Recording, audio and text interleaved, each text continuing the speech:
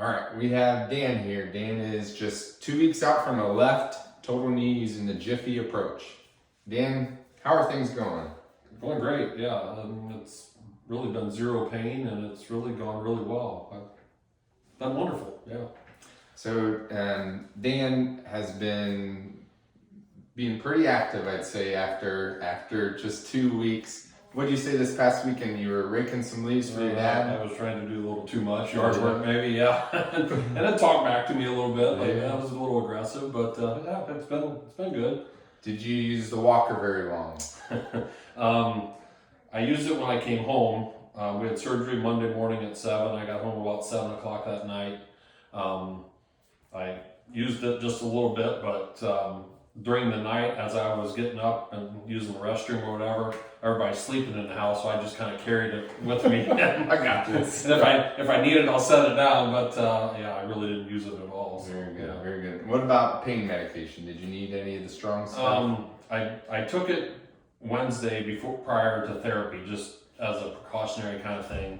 But yeah, really never used it. Never kind of used the Advil Tylenol thing to kind of alleviate a little bit of discomfort. But yeah. Can you show us how you straighten and bend that knee? And what'd you say your numbers were with therapy? So Monday was surgery. Wednesday, when I went to my first therapy session, I could get it to 110 degrees. Friday, my second therapy session was 120. A week out, I was at 125. So yeah. You're doing awesome, Dan. Yep. What would you say, just for anybody that's interested in getting a Jiffy knee, what was something that you were worried about heading in, and what have you been surprised with coming out of it?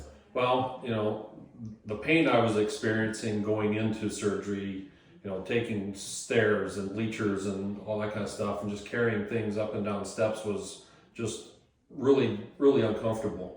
So I was hoping that surgery would take care of all that, and it did immediately. All that pain is gone.